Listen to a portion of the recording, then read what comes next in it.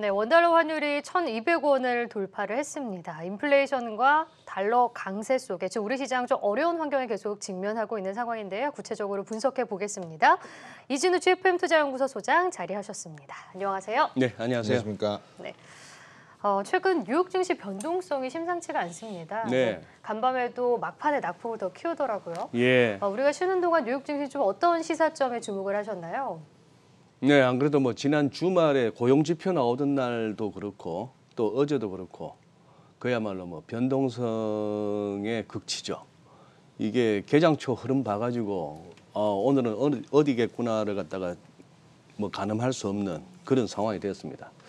진짜 이제는 뭐 선수들만 뛰어야 되는 장인가 싶기도 한데 우선 놀라운 게 어제 고점 대비로 치면은 거의 뭐 몇 포인트가 빠진 겁니까? 다우지수 한번 보십시오.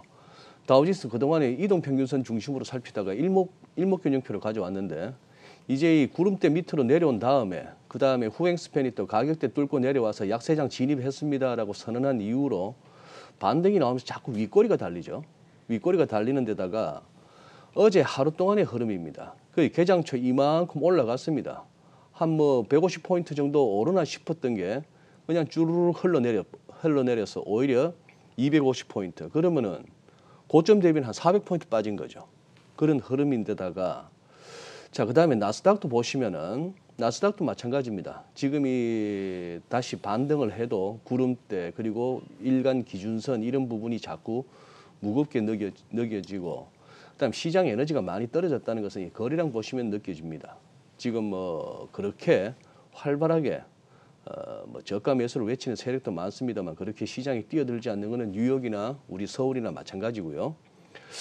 월간 차트상에서 말이죠.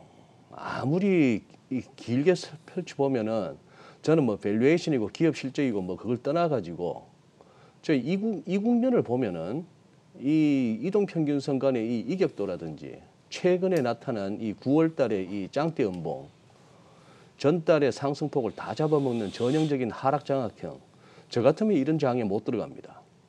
뭐 그냥 다 까먹어도 좋은 돈이니까 이거 네 마음대로 해라 하는 돈이라도 저는 그걸로 그냥 밥 사 먹고 말지. 지금 이런 차트 보고 나는 못 들어갑니다. 특히 이런 차트를 보면은 저는 자꾸 이 장동건 씨 이 극중의 동수였죠.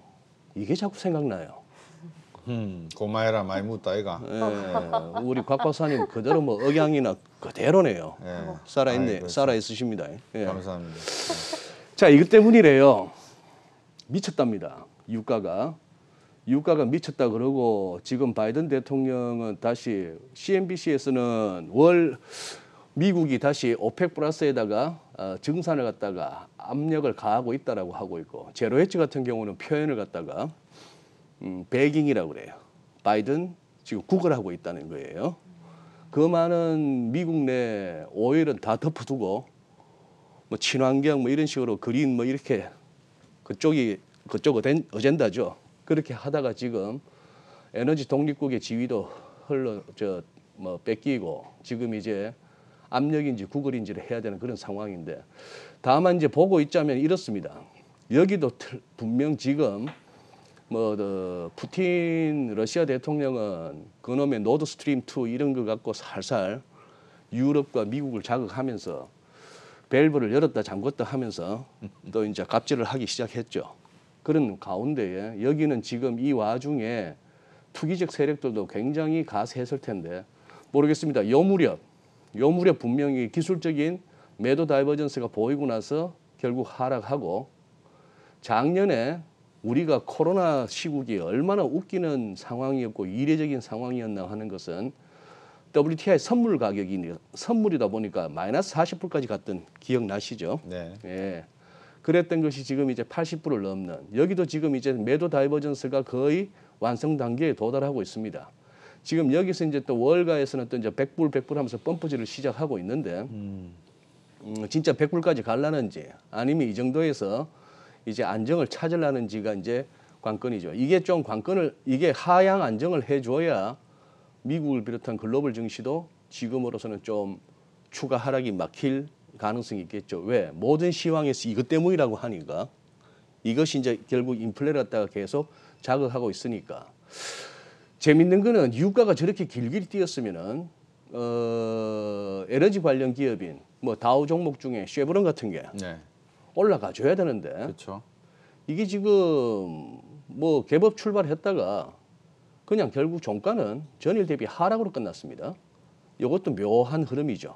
유가가 올랐는데 왜 원유 관련 기업이 저 기름 회사가 왜 빠지지 주가가? 우리나라도 뭐 천연가스, 도시가스가 올랐다가 지금 내리고 있는 그런 모습이고. 네, 그런 모습이 좀 나오고 있죠. 예, 그런 상황이고 이제 뭐 다우나 뭐 S&P 500 저기 그리고 나스닥 할 것 없이 주요 종목들 한번 보시면은 자 그러면 금리가 인플레 우려 때문에 금리가 오르고 있다. 그렇다면 우리 생각에 그리고 또 흔히 말하는 주식 관련한 채널에서는 다들 또 은행주 사라 그럽니다. 금리 인상 시기라고. JP모건 체이스 뭐 한 4월 전에 고점 찍고 지금 밀려요. 어제 같은 경우 2% 넘게 빠졌습니다. 네. 어떻게 설명이 안 됩니다 지금. 자 넷플릭스 뭐 오징어 게임 제대로 한번 뽑았나 본데 그러고 나서 지금 이러고 있고요. 네. 페이스북은 지난주 방송에서 뭐 쑥대밭 됐다 한 그 기사도 소개해드리고 했습니다만 좀처럼 회복이 쉽지 않습니다.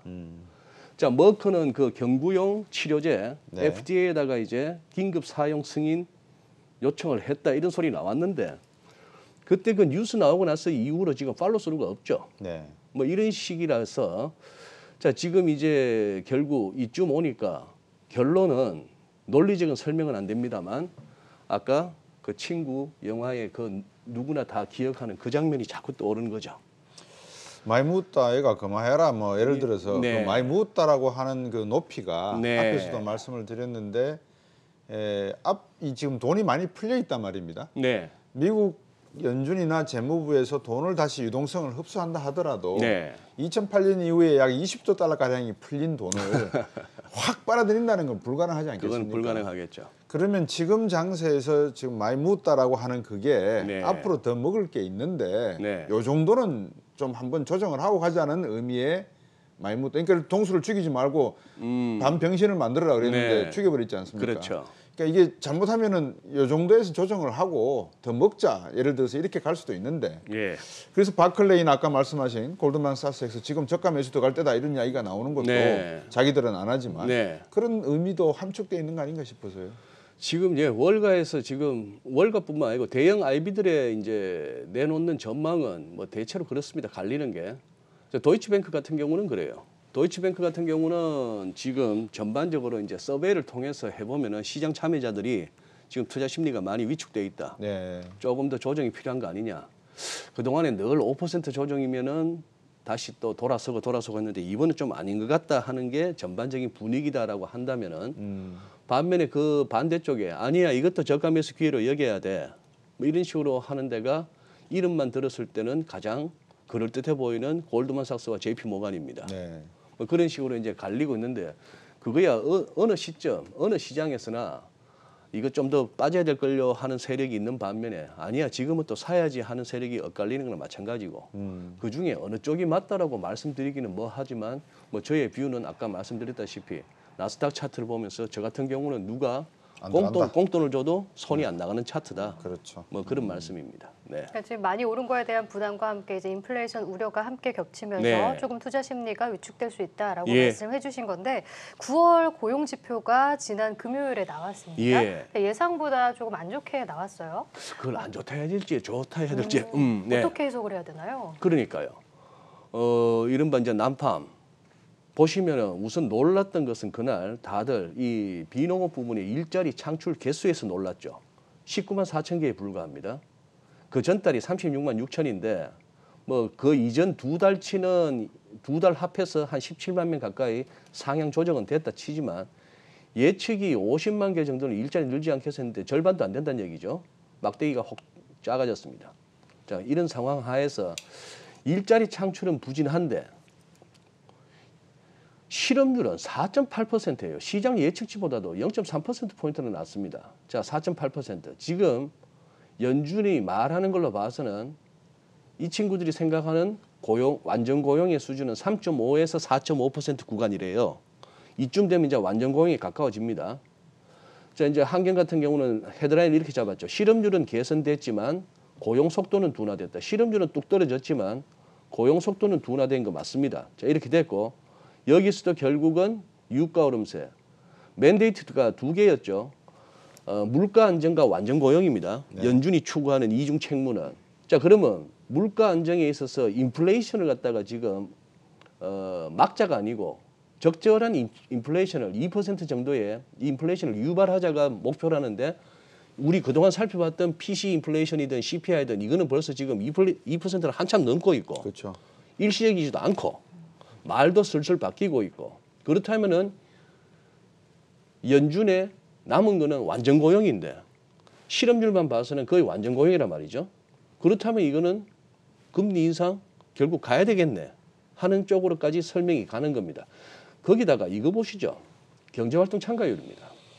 이 얘기는 미국 국민들이 적극적으로 일자리 찾기에 나서질 않는다는 얘기죠. 뭐 되게 커 보입니다만 이 경제활동 참가율은 한 1, 2%포인트만 해도 큰 거니까요. 이런 상황인데 자, 이 산수는 저는 잘 이해는 안 갑니다. 9월 달에 노동 가능 인구가 15만 5천 명 늘고 경제활동의 인구는 18만 3천 명 줄었다는데 취업자 수는 52만 6천 명 늘고 실업자 수는 뭐 더하고 빼고 잘 안 나오는데 뭐 얼추 비슷하게 나오는데 포인트는 미국 국민들이 구직에 적극 나서지 않는다. 첫 번째 뭐 약간 코로나가 겁이 나서 두 번째 뭐 애도 좀 돌봐야 되겠고 세 번째 백신 맞기 싫은데 일하려니까 자꾸 맞으란다. 뭐 이런 등등이 지금 작용하고 있는 거죠.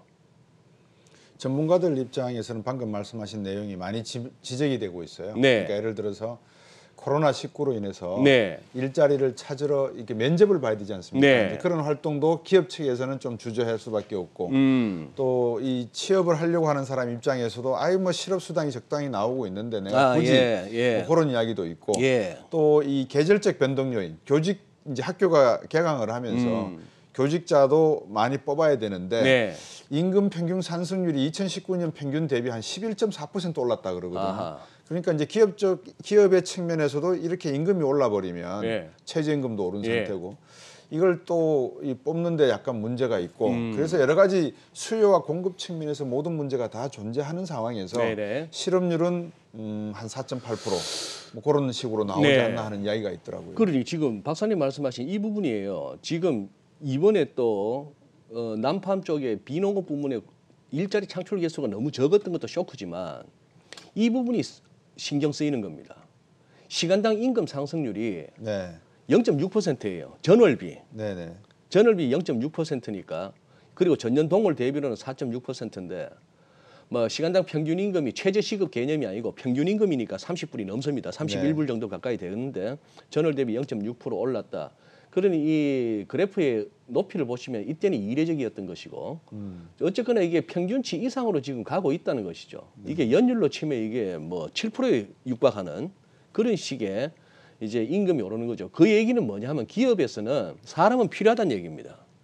사람은 필요한데 막상 미국 국민들이 그렇게 적극적으로 일자리 구직 활동에 안 나서고 있다는 것이고 그건 박사님 말씀하셨던 처럼 여러 가지 이유가 있겠죠. 그러다 보니까 또 평균 근로시간도 조금씩 늘어요.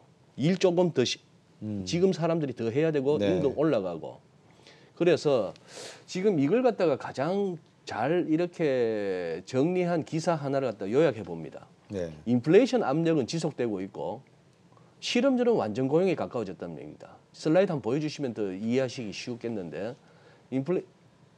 인플레이션은 압력은 올라가고 있고 완전 고용에 가까워진 실업률. 자, 그래서 네. 그럼에도 불구하고 테이퍼링하고 금리 인상은 예정대로 갈 수밖에 없다라는 시장의 판단이 나온 거죠.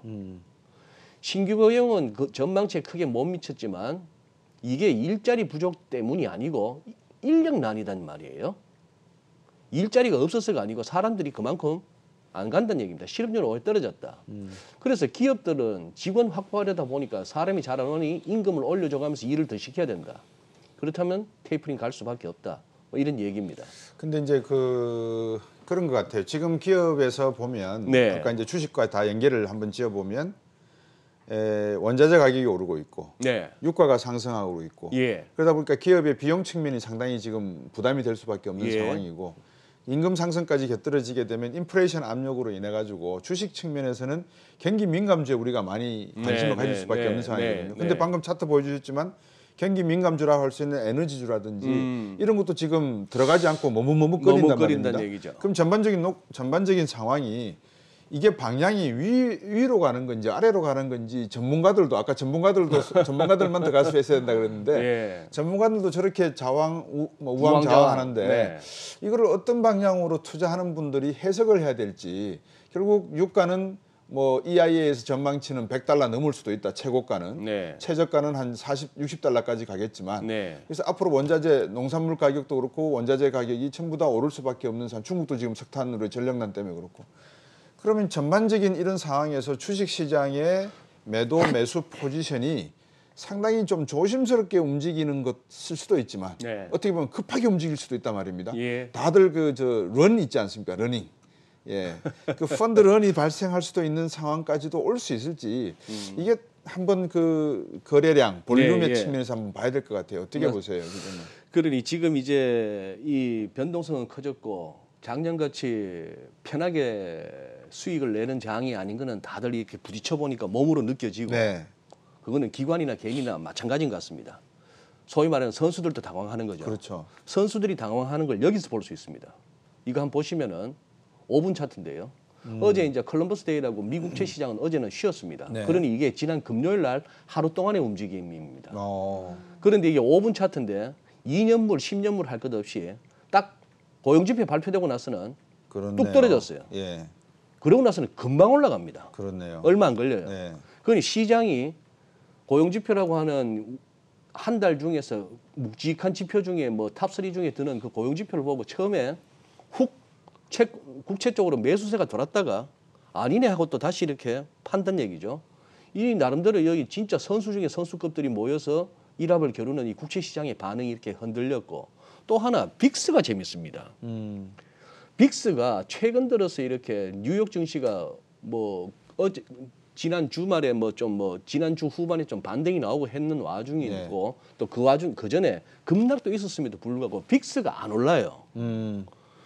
변동성 지수가 이건 뭐냐 말이죠. 공포지수. 예. 네, 공포지수가 안 오는 건다 말입니다. 이것도 지금 사실상 그 상관관계가 잘 설명이 안 되는데 만약에 여기서 이번 주부터 빅스가 다시 현재 S&P 500 빅스가 20 근방에서 왔다 갔다 하고 있는데 빅스도 자꾸 이렇게 머리를 갖다 위로 치켜들면은 진짜 조심하셔야 되는 겁니다. 그런 상황이고 국채 수익률은 어쨌거나 위는 열린 것 같아요. 위는 열린 것 같은 게 우선 이 부분 우하향하는 이 선을 갖다 올라선 데다가 네. 사실 또 그리고 이 선도 나름대로 의미 있는 저항 구간인데 네. 올라선 다음에 이거 확실히 올라서서 확인하고 다시 위로 방향을 틀었죠. 네. 튼 데다가 이거 여기까지는 열어두셔야 됩니다. 한 2.16, 2.15 어라운드까지는. 네. 지금 분위기 봐서는 절반 2019년 그때부터 해서 이 낙폭의 절반만 돌려도 1.8인데 지금 1.6은 넘어섰고 네. 지난번에 한번 들이대다가 밀렸는데 여기를 갖다가 두 번째 막히면은 조금 희망이 있고 증시가 네. 이것까지 열어버리고 2.1, 2.15 뭐 이렇게까지 가자고 덤비면은 네. 아니면은 이 선까지 가자고 이 우하향하는 이 선까지 가자고 상황이 가버리면은 정말 저 추운 4분기가 될 수 있는 거죠. 네. 저 친구 또 겁준다 하실 텐데 겁주려고 드리는 말씀이 아니고 뭐 이렇게 연휴 동안에 이런저런 유튜브를 많이 들여다봤습니다만 정말 이 와중에도 줄기차게 저가 매수 외치는 채널이 너무 많더만요. 네. 작년에 제가 헛소리를 많이 했습니다만 지금 1년 반 동안의 장세에 취해서 지금도 저가 매수 줍줍 외치는 분들 정말 잘못하면 저꼴 납니다. 조심하셔야 됩니다. 이게 아니, 예. 황소가 통하는 장이 있고 곰이 통하는 장이 있는데 네. 황소가 그동안 너무 득세했어요. 예. 지금은 조금 가려 들으셔야 됩니다. 예. 예.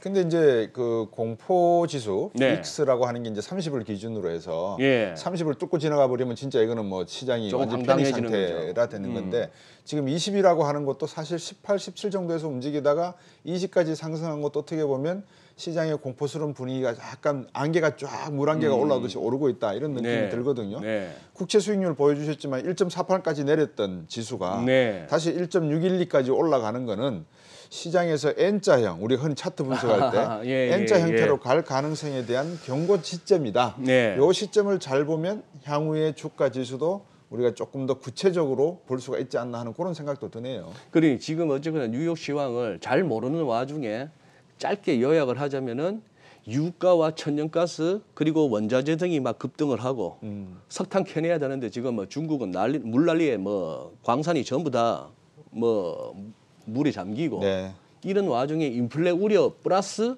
그리고 국채 수익률로 대변되는 시장 금리의 상승 이것 때문에 자꾸 주가가 흔들린다고 했으니 그러면 적어도 저가 매수의 어떤 타이밍을 잡기 위해서는 유가나 천연가스 값이 좀 의미 있게 하루에 1~2% 정도 꺾여주고 그다음에 금리도 다시 1.5% 밑으로 10년물 기준으로 미국에서 떨어져주고 이러면 좋은데 뭐 이 와중에 뭐 혹시나 조만간에 뭐 독일 국채 10년물 플러스로 돌았어요 이런 소리 나오면 이거 쎄해지는 겁니다. 네. 그럼 마지막으로 환율을 한번 짚어볼까요? 지금 전반적인 상황에서 이제 달러 강세, 원달러 환율 지금 급등으로 이어지고 있는 것 같은데 오늘 1,200원을 돌파했어요. 이 점 어떻게 보고 계신가요? 뭐 제가 드릴 수 있는 뷰는 어차피 중장기적으로 차트상으로 이렇게 뷰는 나와 있었고 그걸 갖다가 꾸준히 환경와우에서 시청자 여러분들 제시해 드렸는데 1188원 다음엔 1213이라고 말씀드렸고 오늘은 1200원에서 아마 당국이 맞겠죠. 오늘은 딱 그러니까 환율 1200원 찍고 그만 그걸 갖다가 막 시황에서 1200원 돌파라고 하는데 그걸 갖다가 1200원 터치라고 하는 게 정확한 표현입니다. 돌파는 뭐 1200원 열고 1205원 10원 가야 돌파지. 오늘은 1200을 한번 찍는 정도 그리고 코스피 2900을 한번 위협하는 정도 여기까지고 그다음에 오늘 밤에 미국 유럽 더 빠지면은 결국 내일 1200원 위로 가고 2900도 깨는 삼성전자 7만 안 깨질 듯 안 깨질 듯 했지만 깨지듯이 뭐든지 가능성을 열어두시고 또 하나 우리 원화만 이렇다 할 게 아니세요. 딱 달라인입니다. 똑같은 기간이에요. 지금 보시면은 작년 코로나 때문에 난리 칠 때 우리가 여기까지 갔습니다. 1296원. 우리는 아직 여기예요. 일본은 작년 코로나 때문에 달러 훅 갔을 때 여기인데 지금 여기를 길길이 뛰고 있습니다. 이러다 보니까 엔원이 100엔당 지금 1,080원대에서 지금 1,050원대로 내려서고 하는 그런 정도가 되는 거죠. 그러니 지금 이거는 글로벌한 현상입니다. 오늘 말씀 여기까지 드려야 되겠습니다. 고맙습니다. 감사합니다.